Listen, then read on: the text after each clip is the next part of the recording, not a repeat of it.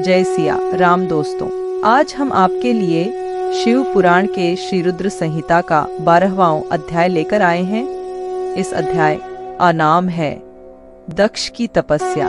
तो आइए शुरू करते हैं अध्याय। नारद जी ने पूछा, हे ब्रह्मा जी, उत्तम व्रत का पालन करने वाले प्रजापति दक्ष ने तपस्या करके देवी से कौन सा वरदान प्राप्त किया और वे किस प्रकार दक्ष की कन्या के रूप में जन्मी। ब्रह्मा जी बोले, हे नारद, मेरी आज्ञा पाकर प्रजापति दक्ष क्षीरसागर के उत्तरी तट पर चले गए।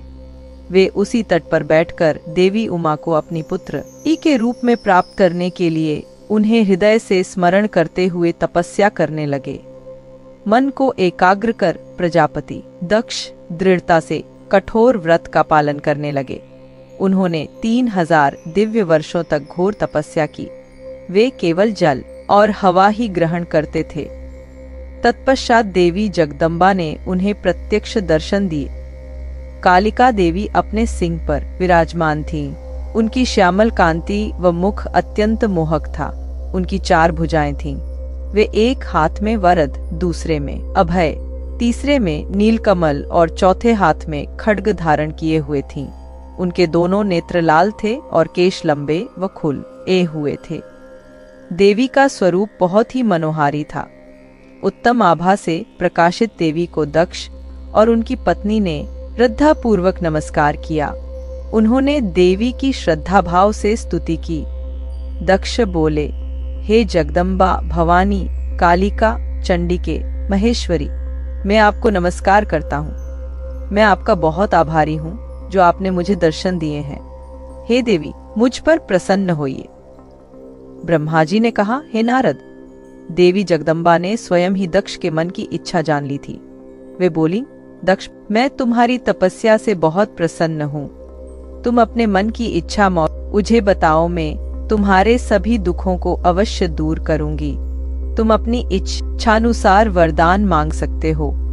जगदम्बा की यह बात सुनकर प्रजापति दक्ष बहुत प्रसन्न हुए और देवी को प्रणाम करने लगे। दक्ष बोले, हे देवी, आप धन्य हैं। आप ही प्रसन्न होने पर मनोवांछित फल देने वाली हैं। हे देवी, यदि आप मुझे वर देना चाहती हैं तो मेरी बात ध्यान पूर्वक सुने और मेरी इच्छा पूर्ण करें। हे जगदम्बा, मेरे स्वामी शिव ने रुद्र अवतार धारण किया है, परंतु अब तक आपने कोई अवतार धारण नहीं किया है। आपके सिवा कौन उनकी पत्नी होने योग्य है। अतः हे देवी, आप मेरी पुत्री के रूप में धरती पर जन्म लें और भगवान शिव को अपने रूप लावण्य से मोहित करें। हे जगदम्बा, आपके अलावा कोई भी शिवजी को कभी मोहित नहीं कर सकता।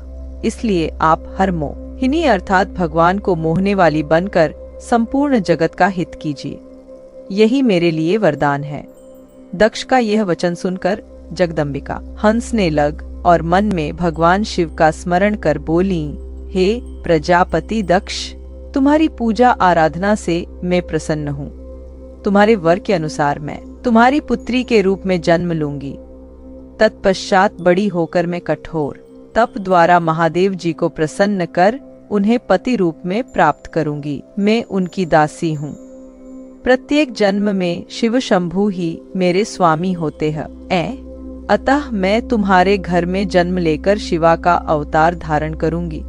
अब तुम घर जा परंतु एक बात हमेशा याद रखना, जिस दिन तुम्हारे मन में मेरा आदर कम हो आएगा, उसी दिन मैं अपना शरीर त्याग कर अपने स्वरूप में लीन हो जाऊंगी। यह कहकर देव ई जगदम्बिका वहां से अंतर्धान हो गईं तथा प्रजापति दक्ष सुखी मन से घर लौट आए।